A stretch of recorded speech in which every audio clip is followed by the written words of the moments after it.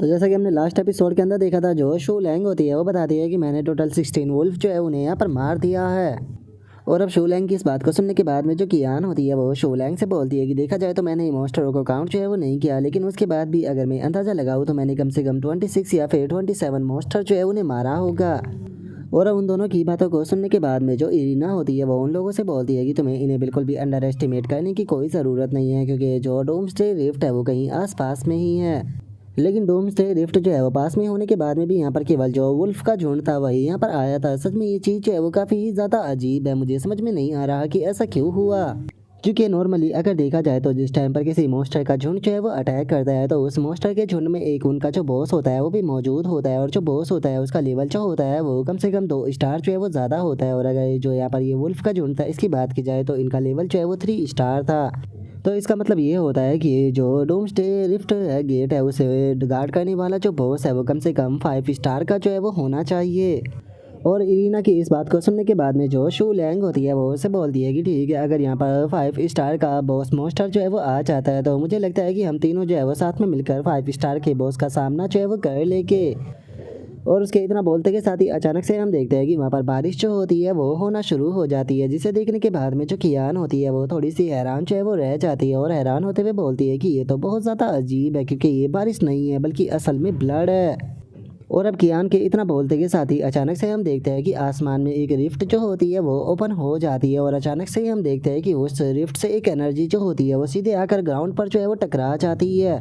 और उस एनर्जी के बीच में हमें एक मॉन्स्टर जो है वो नज़र आता है, जो कि देखने में काफ़ी ख़तरनाक जो है वो लग रहा होता है। और अब उस मॉन्स्टर के आते के साथ ही अचानक से हम देखते हैं कि आसमान में एक साइन जो है वो बन जाता है, जिसका वहाँ पर बहुत ज़्यादा जो प्रेशर होता है वो भी रिलीज होने लगता है। और इस चीज़ के कारण हम देखते हैं कि शू लैंग की हालत जो है वो काफ़ी ज़्यादा ख़राब होने लगती है, और अब जो उसका मुंह होता है उससे भी ब्लीडिंग शुरू हो जाती है। और वहीं दूसरी तरफ हम कियान को देखते हैं जिसकी भी सेम हालत होती है। और जो कियान होती है वो हैरान होते हुए बोलती है कि आखिर ये चीज़ क्या है, मैं तो डायरेक्टली उसकी तरफ नज़र उठाकर भी जो है वो नहीं देख पा रही। और उनके इतना बोलते के साथ ही अब जो इरीना होती है वो उस मॉन्स्टर की तरफ अपनी जो डिवाइन विल होती है उसकी मदद से देखने लगती है, लेकिन जैसे ही वो अपनी डिवाइन विल का इस्तेमाल करती है तो अचानक से ही जो उसका मास्क होता है उसके ऊपर क्रैक आने लगते हैं, और तभी हम उस मॉन्स्टर को देखते हैं जो कि देखने में सच में बहुत खतरनाक होता है। और अब उस मॉन्स्टर को देखते के साथ ही तो जो इरीना होती है उसकी भी हालत जो है वो ख़राब हो जाती है, और वो चिल्लाते हुए बोलती है कि सभी लोग मेरी बात को ध्यान से सुनो, कोई भी उस मॉन्स्टर की तरफ डायरेक्टली जो है वो नहीं देखेगा, क्योंकि ये मॉन्स्टर जो है वो कोई नॉर्मल मॉन्स्टर नहीं है बल्कि ये एम्परर लेवल का जो ओरा है उसे पोजेस करता है। और अगर किसी ने यहाँ पर बेफालतू के इसकी तरफ जाने की कोशिश की तो उसके इटर्नल ऑर्गन्स जो है वो पूरी तरह से फट जाएंगे। और अब इरीना की इस बात को सुनने के बाद में जो कियान होती है उसे कुछ भी समझ में जो है वो नहीं आता, और वो इरीना से पूछती है कि क्या ये एम्परर लेवल का जो ओरा है उसे पोजेस करता है, आखिर इस पर्सन का ओरिजिन क्या है। और अब कियान के इतना बोलते के साथ ही हमें जो ये मॉन्स्टर होता है इसके बारे में बताया जाता है, जिसका नाम की सेलेक्टर हॉर्न डेमन होता है, और इसका जो लेवल होता है वो 7 स्टार एम्परर लेवल होता है।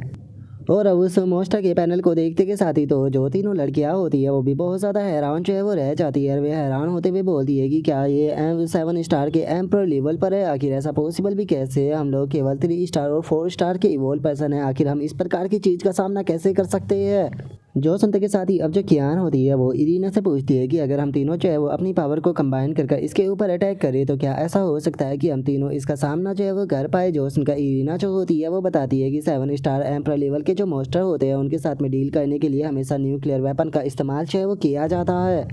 और मुझे नहीं लगता कि अगर हम सभी लोग जो है वो साथ में अपनी पावर जो है उसे कंबाइन कर भी लेते हैं तो उसके बाद भी यहाँ पर कुछ भी जो है वो बदलने वाला है। मुझे नहीं लगता कि हम लोग इसका सामना जो है वो कर पाएंगे, केवल जो लॉर्ड चैन चाओ है वही इसका सामना जो है वो कर सकते हैं।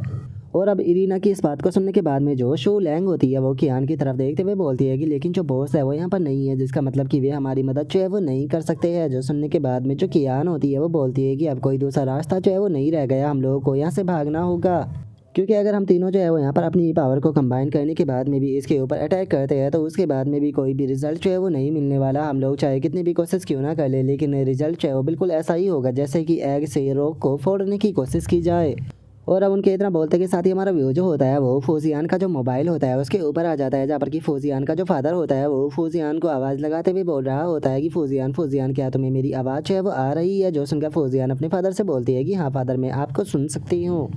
जो सुनकर फौजियान का जो फादर होता है वो चिल्लाते हुए उसे बोलता है कि फौजियान मेरी बात सुनो, जल्दी से ये जो पैलेस है उसके अंदर जो है वो आ जाओ, मैं गेट को बंद जो है वो कर दूंगा, जिसके बाद में कोई भी गेट के अंदर जो है वो नहीं आ पाएगा, क्योंकि मुझे यहाँ से दिखाई दे रहा है कि यहाँ पर कोई बहुत ही खतरनाक चीज़ जो है वो आ चुकी है, जो कि बहुत ही ज़्यादा खतरनाक है। कोई ऑर्डिनरी इवोल्व पर्सन जो है वो इसका सामना जो है वो नहीं कर सकता। और उसके इतना बोलते के साथ ही हम देखते हैं कि जो इरीना होती है वो खड़ी होने लगती है और वो खड़ी होते हुए बोलती है कि फादर मैं इस चीज़ को जानती हूँ, मैं जानती हूँ कि मैं इसका सामना जो है वो नहीं कर सकती हूँ, लेकिन उसके बाद भी मैं यहाँ से पीछे जो है वो नहीं हट सकती। और अब जो फौजियान होती है उसकी इस बात को सुनने के बाद में जो फौजियान का फादर होता है वो गुस्से में चिल्लाते हुए उसे बोलता है कि बेवकूफ़ लड़कियाँ कि तुम क्या करने की कोशिश कर रही हो, मैंने कहा कि जल्दी से वापस आओ। और उसके इतना बोलते के साथ ही हम देखते हैं कि फौजियान जो होती है वो अपनी रोड को उठाकर वापस से मोस्टर की तरफ बढ़ने लगती है।